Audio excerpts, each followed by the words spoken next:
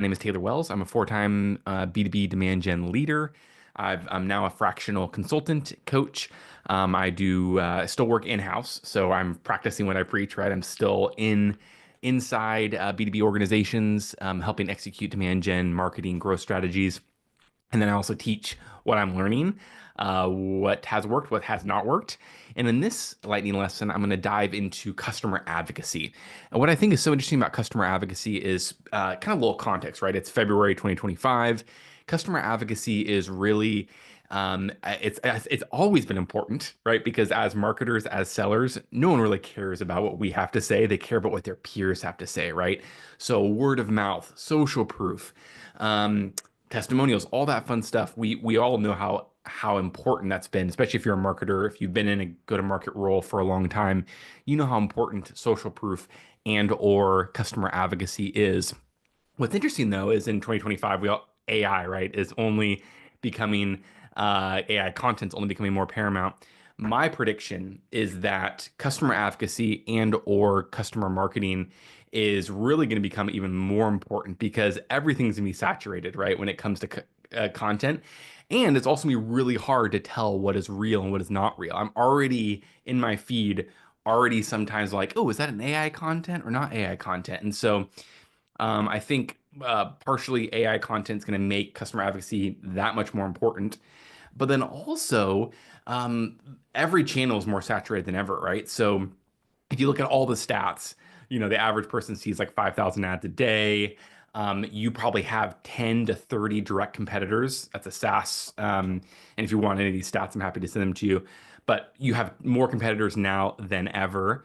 And so everything's more saturated, right? You have more competitors, you have more content out there, you have AI making it more and more, everything more weird on the internet and in general. And so I think we're going to have to rely on customer advocacy, customer marketing now more than ever, because everything is we're having a harder time trusting what's on the internet, right? We're having a harder time trusting what's available, and you have more competitors, right? More competitors means people have more options, and that means that ultimately we need to rely on the best marketing tactics out there.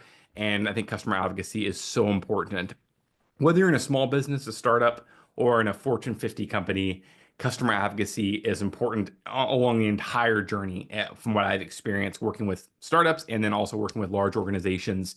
And so wherever you're at in your journey, you these things will be super helpful building this engine. And what's interesting about customer advocacy too is that it rises. It kind of is a tide that rises all ships, right, as they say.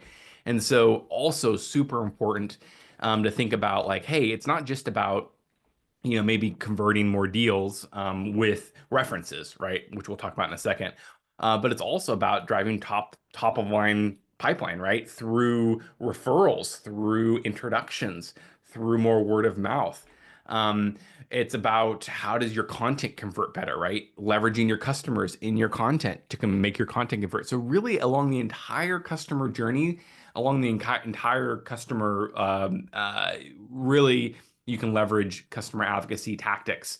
And so in this lightning lesson, in the next 30 minutes or so, I'm going to break down kind of my process for how I prioritize different customer advocacy initiatives and the real impact I've seen. And honestly, I've driven millions of dollars of revenue through just customer advocacy, attributable revenue. That's top of funnel all the way down to bottom of the funnel tactics and kind of integrating it through all of those different areas. So I can't stress it more. I think a lot of times if you're in demand gen, like my role or go to market or sales, a lot of times we kind of forget about the customer. We're so focused on net new, right? Net new customers. We forget that one of our best assets is our current customer base and leveraging them throughout the entire journey. And like I mentioned before, it's only going to become more paramount as I think things get more saturated, AI content, all that fun stuff. So I know more folks are still joining in. Thank you all for being here. If you have questions, throw them in the chat throughout this presentation. I'll try to answer them as I'm going through this. Like I mentioned, it's a short lightning lesson, so I'll try to get to your questions. If not, ping me on LinkedIn. Happy to help if any follow-up questions. So cool. We're going to show real quick here. I'm talking about why is customer advocacy important. We kind of touched on that a bit. I'm going to talk about 8 steps to build your customer advocacy engine. So I'm going to talk about kind of how to prioritize and how to build it. And then, like I mentioned, happy to answer any questions you all have as it relates to customer advocacy, demand gen, go to market in general. Awesome. So building your customer engine. So a quick why, here's some stats. If you're trying to get buy-in, right, internally, you can use these stats. This UserSnap blog, UserSnap is actually a customer advocacy tool, but they through their research, they showed that a 12% increase in customer advocacy can bring a 200% increase in revenue growth. So once again, like I mentioned before, like even the small things you can do here or there just have this ripple effect. And leveraging your customer is one of the best tactics I think you can do in any campaign. And really, a takeaway, actually, my last slide, some takeaways. If you can think about how do I integrate my customers into whatever your campaign is, right? You're trying to do an event. How do I integrate my customers? You are trying to do an outbound campaign. How do I integrate my customers? You're trying to run paid ads. How do I integrate my customers? I'm trying to leverage strategic partnerships. How do I leverage my customers? So always ask that question whenever you're going to market. How do I leverage my current customer base? Um, Another stat here for you, so you can all look at this is Gartner. They analyzed 1,400 B2B customers. The number of sources of advocacy consulted before deciding to make a purchase decision. So 76% of customers use three or more advocacy sources. Three or more advocacy sources. Super interesting, right? So they're not just looking at one, they're looking at three or more. So they're looking at G2, they're looking at Captura, which is a Gartner product. They're looking at your website for social proof. Maybe they're asking their peers about it. Maybe they talked to somebody at a conference, like, hey, have you used this tool before? 21% use two or more, and then 3% use at least one. So 76% use three or more customer advocacy sources. So once again, it's not just about like one area of using your customers. You got to think about a kind of a multi-channel approach when it comes to customer advocacy because they're going to look for it. They're going to rely on their peers, and especially when you're talking about 6, 7 figure deals. If you're in enterprise level deals where there's a lot on the line. It's a big investment. It could be their career, it could be their reputation. That they're gonna leverage as many as possible. And I think too, especially with the saturation, like I mentioned at the beginning of this call, the saturation of channels, the saturation of products in the market, people are just leveraging their community now more than ever. Even the idea of community-led growth is a part of this too, right? Like there's Slack, there's more Slack channel communities and there's micro communities. It's all because I think consumers are ultimately looking to tap into their peers more when it comes to buying decisions, but also their own personal development, right? Like I think everything is becoming more niche. And so customer advocacy is a big part of that, where now you can connect, because of the internet, now you can connect with people that are in your role, your exact role on the other side of the planet, right? And so now there's niche communities of hundreds or thousands of people that are in your exact role, and they can ultimately leverage that influence and or recommendations from their peers. So super important. And I don't actually have a slide on this, but something to think about when it comes to community-led growth, right? That's a huge kind of a big movement and a big area that has gotten popular in the B2B go-to-market space. Um, is that really that's a big part of it too, like leveraging your customers and even in community, right? And leveraging them to ultimately drive more revenue. Another stat for you: advocacy marketing produces word of mouth, and word of mouth is awesome. 90% of consumers say word of mouth recommendations are the leading influence of their purchasing decision. You all know this, right? Like it's not rocket science. Whenever you go on Amazon, you look at the reviews, even though they're kind of garbage, they need to fix them.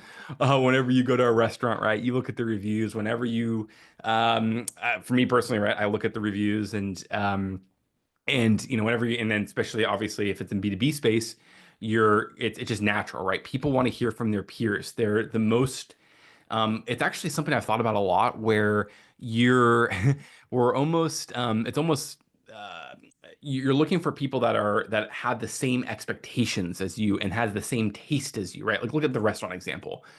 Like a lot of times the reviews on websites, I'm like, about for restaurants, I'm like these people might not have the same expectations that I do. But if a friend tells me about a restaurant and I know that they have like, the same taste as I and the same expectations, it's even more so that much more impactful, right? Like we want to hear from people in general, but we really want to hear from people that have the same expectations as we do, and the same desires, the same taste, the same, level expectations of quality of service.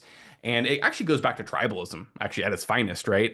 Is that we're looking for our tribe, right? People out there that that we have commonality with, right? That we can leverage. And so I think go to market standpoint, leverage that, right? And we'll talk about that more throughout this presentation. Awesome. So, a couple of things to consider before we get into kind of building your engine. Who should be an advocate? So here's kind of a way to think about it is look for signals that indicate advocacy potential, right? Such as high customer satisfaction scores, frequent product usage, positive interactions with your support, customer success, and sales teams.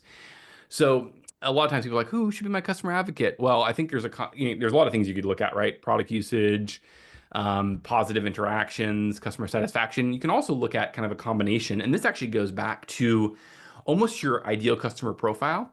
Because when you're looking for advocates, you don't want advocates that are people that are bad fit customers, right? That are not your ICP. So what I consider as like the best advocate you can look for is who do you want your future customer to be, and who is your current customer that matches your future customer that you want them to be, right? So, for example, your ICP, right? Your ideal customer profile should be a combination of people that love your product and people that you make lots of money off of, right? That's how I kind of think about who your ICP is. People that love your product, they advocate for it, they love it, but you also make a lot of money off of it. So I consider that the advocates you should look for to be in this program that you can leverage should be that future customer, right? Like they should be the same profile as that future customer. Because a lot of times, if you're a small business, you may have 100 customers, 90 of them are really not your ICP, right? Only 10 of them are. So don't get, even if those 90 are really happy and they'll go talk about you, I mean, maybe garner some of that, right? Maybe if they're doing reviews on G2, sure, go have them all do reviews on G2 because G2 doesn't, yeah, it won't filter. It's less of an impact on like when you go to market. But if you're looking for references or getting introductions or like getting testimonials that you can run as ads, get a customer that is the same profile of your ICP, right? And I think because when you go to market, you're going to attract when you go to market with that advocacy, when you go to market with those testimonials, the case studies, whatever, you're going to attract your ICP, right? So a really important thing where a lot of times people get an advocacy program and everyone in the advocacy program, they're leaving testimonials, they have case studies, but they're not your ICP, right? They say great things about you. So you're going to attract more people that are not your ICP. And that's just a bad news bears. So ultimately, you should look at folks that are really happy that meet your ICP, and then ultimately then you'll attract right folks that are those same advocates, right? And it'll be that much more impactful too. Because if you have like, for example, if you have a bunch of happy people that are SMB, but you're targeting enterprise companies, you use that SMB social proof to target the enterprise. It doesn't work, right? The enterprise customer is like, I don't care if you've worked with a bunch of SMB. Have you worked with other Fortune 500 companies? Have you worked with other Fortune 50 companies? So make sure the folks that are in your advocacy program, ideally, are folks that you're targeting in market, right? That match that ICP.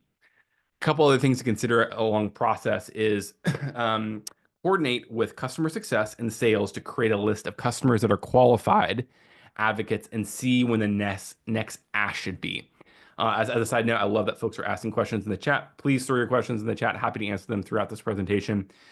The part two of that process is execute those asks and update the spreadsheet or CRM with the next date for the task. So first point here is make sure you coordinate with sales, customer success or sales, or whoever is managing the relationship ongoing, because they're going to know, right? Like if you're a PLG company or a product-led growth company where you have a lot of data on product usage, sure, maybe you can build an advocacy program without, sales and customer success are less involved.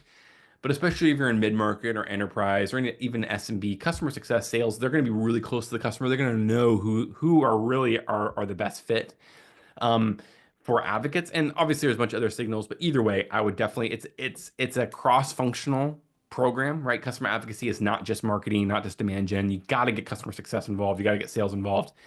As a side note, if you're in demand gen or marketing, I think the best tactics always leverage all the go-to-market departments, right? Customer success, sales, even product, because they all have an opinion on who the advocates should be, who we should leverage.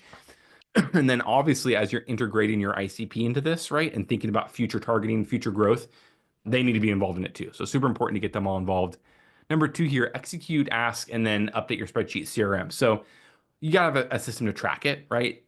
I've seen, there's lots of tools out there. If you're an SMB company, they might be cost prohibited. So use a spreadsheet, right? If you have a couple hundred customers, probably not that big of a deal to use a spreadsheet. You can also use a CRM, but track, right? Track when you've asked them to do something, right? Track who are the advocates, when you've asked them to do it, and when the follow-up is. Because what I see so many times on working companies is they've done one, they asked them 2 years ago to do a testimonial and they haven't done anything yet since. And customers, a lot of times, first, it's super flattering. If you ask them to be on a webinar or case study or whatever, it's great publicity for their career development. If you have a community or events and you get them to come be involved in those communities or events, it's great for their personal development, professional development, and or their company, right? Getting their company logo out there and stuff like that. So a lot of times they want to do it, and we don't ask enough. And if you don't ask, you're definitely, like that age-old phrase, you don't ask, you won't get. So definitely ask probably more than you think you need to, and then but also be mindful of, right? Like, and that's where I think customer success and sales can come in. And as relationships with your customers evolve and change, make sure you keep them involved, because the best time to make an ask, here's another tidbit for you. The best time to make a customer advocacy ask, a referral request, a case study, whatever, is at the moment the customer is the happiest, right? So the customer, they're on the call with the sales or customer success team and they're like, "Oh man, I can't believe how awesome this product is," or thank you so much for how helpful." The salesperson or the customer success person on the other end should be a cue to be like, okay, maybe we should, reach out to the whoever's managing this customer advocacy program and ask them to do something for us, right? So that is the time where they have the most, obviously, the happiest they are is when you should make that ask. Awesome. So let's jump right in to kind of building the program. And so this is how I think about customer advocacy asks. So there's so many different types of things you can do out there. And what I mean by ask, these are things you ask your customers to do, right? Your advocates to do. And I prioritize these in order of the most impact I've seen on the organization. Your organization might be different. You might have different priorities. Maybe some of these things you already have in place, some of them you don't have in place. But either way, what I recommend is prioritizing them, or just thinking about, right, as you go through your program, thinking about what areas are you need to drive, right? So maybe, for example, you want to drive more revenue. Maybe you want to drive you're generating lots of meetings, right, for your sales team, but they're not converting, right? They maybe get to the second or third sales meeting and you're seeing a drop off, right? Well, maybe integrating your customers more into the sales process, right, as a priority. Maybe you're trying to drive top of funnel, which I think everyone is. Um, and hey, we're trying to drive more booked meetings for our sales team. Well, then maybe look at trying to set up a referral program or asking for introductions, etc. So your organization might be different. This is how I've seen the most impact in the organizations I've worked in, um, but it's not a perfect science, right? So take it with a grain of salt. Renee made a comment here, just real quick. What have you found successful to convince large enterprise customers to be public advocates for you? Oh, great question. When we have tried to do Fortune 500 customers, we often encounter red tape, and it's been hard to get them to do a public quote and case studies, and it takes months. Great question, Renee. Couple thoughts for you on Fortune 500 companies. You can put it in the contract, right, where they have to give you a case study, a testimonial, where you can use their logo, you can use their name. That's something I've seen work. I've seen it. You can incentivize it, right? Give them a discount in their contract on the front end if they're willing, in 90 days or 6 months or whatever that time period is, to give you a public testimonial.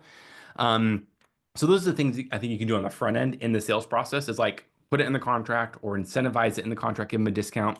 Other things to do is if you can't get, for whatever reason, like I work a bunch in the cybersecurity space, a lot of CISO leaders don't want to say they use this particular tool because it's actually a security risk, right, for the organization. Um, is make it anonymous, right? It doesn't work as well, but you could still make it anonymous and get something, right? And so the testimonials and case studies, the public facing stuff, it can be tricky, right? Especially in the Fortune 500. You can do obviously make it a requirement in the sales process. You can make it anonymous. If those things aren't working, or try those things, right? Those things are great. But there's so many other things you can do that don't require them to be public facing, which we'll talk about in a second, Renee. So there's things like getting references, like getting introductions, like having them create content with you. There's so many things you can do where they're not explicitly saying they're your customer, um, publicly, but privately, they're helping you get more customers. So I'll be sure to hit on that, Renee, as we go through this. So first, number one thing, if you don't have this, getting references on active deals. So you should have a handful of customers or a whole, arsenal of customers. And Renee, this is a great opportunity for enterprise Fortune 500 companies, is they may not publicly be willing to give you a reference or a testimonial, but in private they would, right? Like, hey, offline, one-to-one, CISO to CISO in my world, right? Being willing to jump on a call, but references, getting a reference. So in your active deal process, having a list of customers that are willing to do references, right? They're willing to jump on a call. They're willing to talk to a customer. And huge impact, right? Because if you could convert 10% more of your, 5% more of your opportunities to close one, um, that would probably pay for your entire customer advocacy program, right? And especially if you're in a Fortune 500 space where if you can get 5 or 10% more of your active deals to convert, hugely impactful. Once again, this has nothing to do with driving top of funnel, right? It has to do with just how do we convert more folks in the funnel, and that's obviously more bottom of the funnel. So references, number one, if you don't have customers that are available, get them, right? It's super important. Even in my business, right? As a consultant, I have customers or even previous customers that are willing to jump on a call with a potential customer and give a reference, right? It's hugely impactful. Can't understate that. Number two is referrals or introductions to potential new clients, customers. So referral programs, especially in the B2B space, like if you're in PLG, it's a little bit easier because you can kind of do like an affiliate program like SMB where they get, some sort of compensation. Referral programs, especially in mid-market and enterprise, I think are much harder when you incentivize it, right? Back to your question earlier, Renee, you can put it in the contract, right? Hey, we will give you this discount if you commit to give us one referral a year, right? And you send us one referral or one introduction. So there's things you can do like that, but referral programs, and it's probably still worth it, right? Even if you get one a year, it's probably still worth it to spin up a referral program, even if you're in mid-market enterprise space. Introductions, though, is a strategy that I've seen work really well, and I think there's this concept called I forget the platform. If you look up network development rep, and I forget the platform, but it's actually the platform's all around helping you get introductions. But if you're in business development, demand gen, or whatever, you've probably heard of this term of like, how do I get introductions from my board members, from my customers, from my network on LinkedIn, etc. So getting introductions from current customers is actually, I think, much more effective than referrals. But trying to get both are great, right? Referral program, right, where you incentivize it, that's great. Introductions, though, I think is actually really cool, where you go, you go and specifically ask to get introduced to somebody your customer is connected with on LinkedIn, right? And there's a whole thing you can do there. And I think that's actually the future of even the SDR role isn't about like just going and knocking on doors, which, works to a certain extent. It's actually about how do you leverage people's networks? How do you leverage your founders' networks, your board network, your customers' networks, your employees' network? And I think number one would be your customers' network, right? Get your 100 advocates, right, that are happy, connect with them on LinkedIn. Sales Navigator makes this really easy where you can see who they're connected with, and then just ask them like, hey, do you know X? Can you make an introduction? Sometimes they don't know them, right? They don't know the person at all, but they're like, actually, I do know this other person, and here's an introduction. Like similar to referrals, your conversion rates are just gold, right? Like referrals are just, hands down, highest conversion, highest opportunity to do that. So, Renee, another follow-up question: would you incentivize introductions too?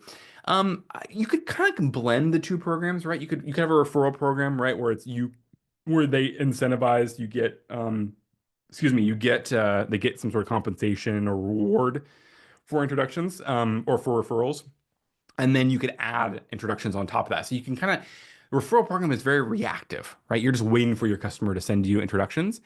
The introductions version of it is very proactive, where you're going out and asking for specific introductions to specific people. So you can have both in place. And then, right, like when somebody, you have this referral program in place, all your customers know about it. They know they get, a discount on their bill, or they get cash or whatever it is. Um, and then you could have a program on top of that that's more proactive, where your SDRs, your AEs, your CEO, your whoever is going out and asking for those specific introductions. So great question. You can kind of blend the two, and you can add, kind of have the reactive program that's kind of evergreen, always in place, and then you could do these one-off introduction campaigns where you're going and asking for introductions. Great question. Number three, my no-brainer on this one, but probably the third most impactful is case studies with video on for maximum repurposing. So case studies, we all know about that.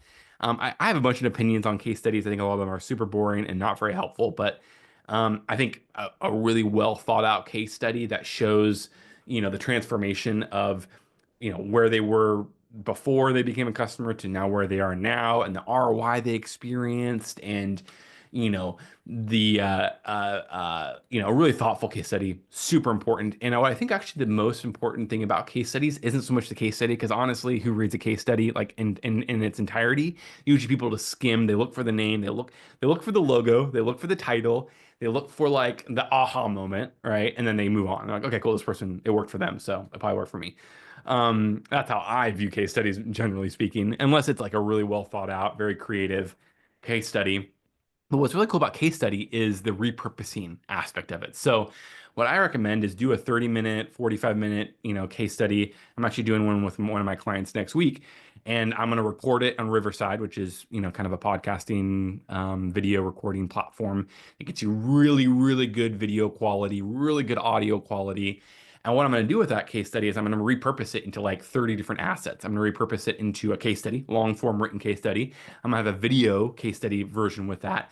I'm going to have probably 5 to 10 different audio and video clips. I'm going to pull from that. I'm going to pull 5 to 10 quotes, right? Aha moments from my client, from my customer, that I can turn into, little ads. So there's all the repurposing on the back end. And in fact, case studies, I think, are the best way to get testimonials, the best way to get video testimonials, written testimonials, the best way to get really any sort of social proof you're trying to generate. Start with a case study, and then maybe you do one-off quotes or one-off, aha moments that you can repurpose. You can repurpose like, the G2 testimonials on G2, right? Put those on your website. There's lots of ways to repurpose other forms of social proof and customer advocacy, but case studies, it's just a treasure trove, right? And there's great AI tools that can help you repurpose it, right? So like I'll take my case study from my customer, I'll interview them, I will record it, I'll take all those clips out, I'll take the audio, the transcript, I'll put it into some AI tools, have it write it for me, have it pull out aha moments, have it pull out quotes I can use. So case studies really, really cool for not so much the case study, but for the long tail repurposing opportunity of the maximum repurposing. I think case studies are still great because it shows, especially if somebody's willing to give you, all that insight. I think it's great, but I think the repurposing is the best because, let's be honest, who has time to read a whole case study? Not to say you shouldn't have them on your website, not to say they're not important, because it's just, once again, it's kind of a checkbox, right? That they can put. And then, I mean, if you're doing like an ABM, so I'll give you some exceptions here, of course, because there's always exceptions to every rule. But if you're doing any sort of ABM, like if you're in the enterprise space, right? I know we had some questions around enterprise in the chat. Maybe it makes sense to have a really specific case study for a specific account you're going after, right? For example, let's say you've worked with a Fortune 500 company that's in the consumer packaged goods space, right? CPG space, and you're trying to target another enterprise company in the CPG space. Maybe it makes sense to have a really specific case study of that client that's completely tailored to that industry, right? Completely tailored to that space. And then you use that to go to market to try to attract more folks in that space. So there's some unique things you can do with case studies.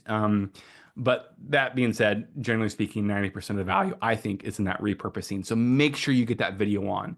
If they're not comfortable with video, being on video, your customer or client, that's okay. Like audio is fine too. I'd still try to do some sort of, recording. That way you can get the words, because the words that your customers say is like a go-to-market hack, a marketing hack. Don't try to reinvent the wheel when it comes to like how to phrase what your product is or what problem you solve. Just get your customers to say it, right? Ask them what the problem was. Ask them what the solution was and use the exact words. That's why it's so important to record everything. And then the video on is just great for obviously social media assets, for all that fun stuff. And it's also back to AI content, like I talked at the beginning. You can't fake. I mean, maybe someday they'll get really good at faking. They're getting better, but the idiosyncrasies of folks, how people communicate, the all that fun stuff is just actually provides validity that is real content, right? So that's why that video is so important, and getting that actually their face and whatnot on there. Awesome. Um, Moving on to number 4, let's talk about customer advocacy advisory board. So a CAB, you're probably familiar with this. This is probably the next fourth most impactful. Advisory board does a lot of stuff, but they can be involved in product development. They can be involved in your overall advocacy program, right? They're probably going to be your best advocates. The folks that are on your board are going to be your best advocates. And the advisory board just has, especially for a small company or even a large company, definitely consider a cab. It's probably one of the more labor intensive of any of these initiatives, but well worth it, right? For your product development, for getting your first customers, for getting in honest feedback, for all sorts of fun stuff. So cabs, really cool, really important, and don't take it lightly. It is a decent investment. I think it's probably one of the more harder ones to execute, because you really need to get probably your executive team involved. You need to get product involved. Let me rephrase that. You want to get all of them involved because it has that much of an impact on your org. So something to consider. Number 5 is co-creating content through webinar panels, thought leadership pieces. Once again, no one really cares about what we marketers or sellers have to say. They care about what their peers have to say. They care about what the influencers in their space have to say. They care about what folks they admire have to say. And so what I found, and I wish, 10 years ago, I wish I knew this, but some of the best content I've ever created as a marketer has been through customers, right? So get your customers to come share on a webinar, and actually have this like social proof thought leadership webinar combo where you get your customers to come on. Actually, it's actually like it's like a prospecting, social proof, thought leadership combo. So here's the setup, right? You host a webinar. It's a panel. You invite one customer, one prospect, and maybe one influencer, right? Or a strategic partner. And then maybe you have an internal SME, subject matter expert. And so what you do in this webinar, it's super cool, because you have your customer come on. Inevitably, they're going to talk about social proof, or they're inevitably going to talk about you, right? They're not going to explicitly talk about you, but they may like mention, oh yeah, we use, this platform, we use, this company or whatever. So they're going to like immediately send a signal that they like your product and they use your products. So you got the social proof, right? They're going to talk about that. They're going to talk about thought leadership, right? They're going to give advice. They're going to give content. They're going to share insights with your customers. So you're creating customers. You had your prospect come on too. So you're building a relationship with your prospect. Your prospect's building a relationship with your customer. And so it creates this phenomenal opportunity where, once again, just leverage your customers in your content creation engine. So like I mentioned at the beginning of the conversation, whenever possible, think about how can I integrate a customer into this process, because your content will be better, your programs will be better. So whether it's an event, whether it's a conference, whatever it is, get your customer to come and create content with you, because they're inevitably going to talk about you. But even if they don't talk about you, they're creating content for you, right? And they're helping you provide value to your audience. So really cool opportunity that I don't see a lot of people do. Get your customers to come create content with you. Hugely impactful. Six, also pretty obvious, is reviews on sites like G2, Capterra, etc. So you might be asking, why is this number six? Well, first of all, most people do this, everyone does this, so it kind of makes it less impactful. Like everyone has G2 reviews, it's kind of hard to tell if they're fake or real.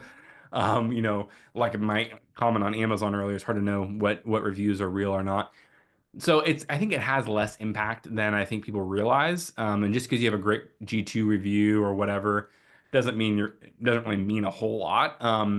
That being said, it's still helpful. So like when people go search for you, like I mentioned at the beginning, right? The stat at the beginning, they're looking at 3 to 4 different sources, right? 75% of people look at 3 to 4 different sources. So go and look, make sure you have reviews on Capterra, make sure you have reviews on G2, make sure if you're a service-based business, make sure you have reviews on Google Maps or on Clutch, right? Other service-based platforms. Make sure you have reviews on your website, right, and testimonials on your website. So it's obvious it's not the most impactful of advocacy programs, but you should have it. And then you can also repurpose those testimonials too, right? You could take those testimonials from G2 and put them on your website, run ads, take those quotes, put them on, run ads. So there's ways to repurpose it. Um, but when people go and search, right, they're probably not going to discover you on G2 or Capteria, right? Unless you're running ads on there or whatnot. They're probably not going to discover you on there. But they might go when they're in market, they might go and search your name on G2, right? And so it will accelerate deals if you have more social proof on there. Number seven is testimonials. Um, this is, I've kind of hinted at this, but also super important. Have testimonials on your website, have them throughout your pitch decks, have them everywhere, right? If you can start with a testimonial in any sort of campaign, I think it's just so much more effective because once again, people don't really care about what we have to say. They care about what their peers have to say. And then last but not least, getting customers to engage in social content, following your page, engaging in your community, your social networks. So getting your customers, this is kind of last but not least, but whenever you run an ad on LinkedIn, it will tell the person at the very top of the ad. It shows your connections are following this page, right? Or when a customer likes your post, it will send a signal to their network that your customer liked that post, right? So it sends all these signals, this ripple effect of signals across the board. And if you have advocates that are willing to go comment on your social post or repost something or like something or follow your page, all of those are positive signals you're going to be sending out. And the social networks use that information to then accelerate that content out, right? So the more you get your customers to engage online for you, those social networks will then ultimately push that information out. And it's something I'm just starting to do more of with my clients and even my own company is like, how do I get people to, follow, engage with content online? Not in a spammy way, right? Not in a disingenuine way, but in a way that's actually like, authentic. And then also, because once again, once having those signals across the board, because the social networks know that people engage with content, they're most likely to engage with content with people that are like them, right? And so they're going to push that out there more and more. And if you just see across any social network, you'll see more of that. Even on Instagram recently, you may have saw it in the reels or in the video feed that it has a pop-up in the right corner where it has like pictures of your people in your network. And you can look to see who's liking in your network, who is liking other people's content. And connections of yours, who is liking, or viewing other people's content. And so once again, that's a social proof advocacy, right? Where it's like, hey, the people that like that post, if my wife likes a post, I'm now going to see it in my feed. I'm going to see that she liked it, and I can go watch that video, right? So really important, I think, to get your customers to engage because once again, it's that ripple effect, sending those signals out. Awesome. So we're about wrapped up here. Thanks everyone for joining me here. A couple things to recap. Customer advocacy is essential, right? All those stats I showed, kind of all the stories I talked about, the world of AI that we're in, customer advocacy is essential. It's only going to get weirder, folks, I think, with when it comes to the internet, with social media, etc. So leveraging people, leveraging relationships is paramount. It's actually a go-to-market strategy. I think is like one of the last moats is relationships. It's always been a moat you could form when you go to market, but I think relationships is the last one. Prioritize best fit ICP Folks that meet your ICP, right? Your ideal customer profile, low churn, high profitable customers. You want to attract more of these people. So make sure you prioritize those advocates, not high churn, low profitability. Build a system that prioritizes the most valuable ask, right? Whatever those are. Maybe your ask aren't those things I prioritize, but whatever yours are, is prioritize those are. Make sure your advocates are prioritizing those. And then last but not least, always ask yourself, how can I bring a customer into this? How can I ultimately leverage a customer in this campaign? Renee actually has another follow-up question. What companies do customers what companies do customer advocacy work really well in your view? I have not found a company that it does not work well in. B2C, Fortune 50, they're all important. It's different, right? Fortune 550 customers, it's very different. It may be that you're doing in-person micro events, right? Where you're bringing your customers together, you're bringing prospects together, and you're doing, a roundtable event with five executives or six executives, right? That's a form of customer advocacy, right? But it's not, getting G2 reviews, right? Because probably a Fortune 50 CEO is not going to go on G2 for you. B2C, right? Social proof is hugely important. That's why review sites and reviews are so important for like, B2C or and then SMB, it's different and then mid-market, for all these tactics, they work really well for the SMB and mid-market. I think especially that prioritized list I talked about. If you're in Fortune 50 or Fortune 500, it gets more nuanced. It's probably more high touch experiences. And that's just true, I think, in general when it comes to Fortune 50 campaigns. So, great question. A couple thoughts here. I do have a couple different ways you can continue to learn from me. I do these every month. I do these demand gen series. So you can go to taylorwells.com. You can subscribe to my demand gen series where I kind of unpack different areas of demand gen. Last month was LinkedIn. Next month, I'm going to be talking about outbound. I'll probably talk about strategic partnerships after that. I've done a bunch of different stuff. So I also have courses on Maven. So I have two courses, one coming up in March 11th through 14th, which is a B2B LinkedIn bootcamp. So I've generated millions of dollars on LinkedIn as this particular channel. So I'm going to be talking about how to leverage it from a B2B size, sales, marketing, all sorts of fun stuff on LinkedIn. And then I also have my full accelerator, which is a super intensive. It's like 15 hours long. It's a week long, super intensive, like 3 hours a day.